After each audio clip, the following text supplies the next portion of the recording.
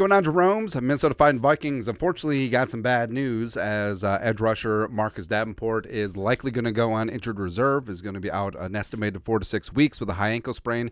And even though you do have Daniil, the real deal Hunter, tied for the league lead in sacks, as well as the lead for tackles for loss, and DJ Wanham playing extremely well in a reserve role, it's potential that the Vikings could and should add a free agent edge rusher, where the Vikings are leading the league in terms of blitz percentage by far, but getting a couple of dudes in here that can generate their own pass rush could be kind of key. And yes, getting more experience for PJ2, as well as especially Andre Carter II, does make sense, but Vikings want to rack up and stack up a couple wins. Free agency could potentially be the way to do it, even though the Vikings cap space is a little bit tight, but and there's always money in the banana stand, so the Vikings could free up some cap space and bring in an edge rusher, a guy who can go hunt the quarterback with Daniil Hunter.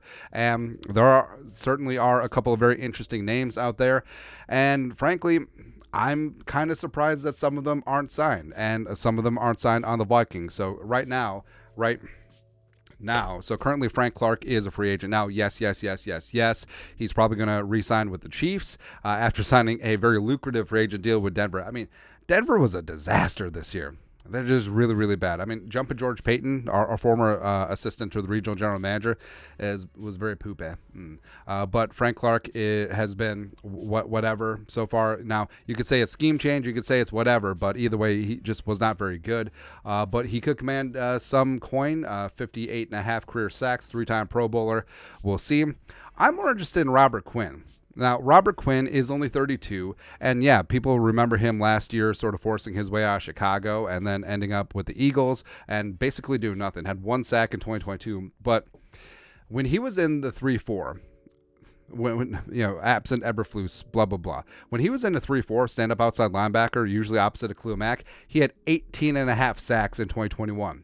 18.5, 2 years ago. So Duke can still obviously get after it, and I don't know why he's not on a team, whether it's something medical or whatever, but I think that Robert Quinn could and should be on a roster, notably the Vikings. Melvin Ingram is sort of the ageless wonder, the former South Carolina Gamecock. Last year was on the Dolphins. Been a bit of a journeyman over the last couple of seasons, but has gotten after it. Had 6 sacks last year on South Beach. He's a name to watch. Malik Reed, who's currently on the Raiders practice squad, but is only 27, was in Pittsburgh last year with Flores, has 6 career sacks, and this is probably the most controversial one, but Anthony Barr. Now, you can fully understand. Barr's not on a team. Barr, after he was cut last year, signed with the Cowboys and was sort of whatever, had 1 sack, was sort of injury, had a couple injuries and was whatever. But we're not talking about Anthony Barr, the strong side off-ball linebacker, which Zimmer converted him from a hand-in-the-dirt edge rusher when he was at UCLA, back when the Vikings drafted him in 2014. I'm talking about a guy strictly used on the edge as a pass rusher, which, frankly, he should have been the entire time he was here with the Vikings, as opposed to just trying to jam him into off-ball linebacker, have him work in coverage. He was fine. Don't get me wrong. I did like Anthony Barr, but he could have been so much more. He could have been so much more, man. And having him back here, signing for the league minimum, he still knows a bunch of the dudes in the locker room, and just have him rush a passer, why not? Shane Ray, a former 23 overall pick by the Broncos. Again, Broncos just really killing it on the edge, man. I was like, hey, let's get rid of Von Miller and Bradley Chubb and just draft and spend free agent dollars on these horrible edge rushers. 14 career sacks. He had 8 in 2016. And then bounced around, spent a couple years in the CFL, and was in camp with the Bills in training camp this year. But Shane Ray, he's perfectly lined up with the Kwesi whole "Mama, I can change him" thing. What's wrong with taking a prorated league minimum deal on a guy that can clearly rush the passer? Matt Ioannidis, a little bit more of a run stuffer, can play inside as well, can play some 5-tech. Chase Winovich, former Michigan Wolverine, 2019 third rounder by the Patriots, 12 career sacks.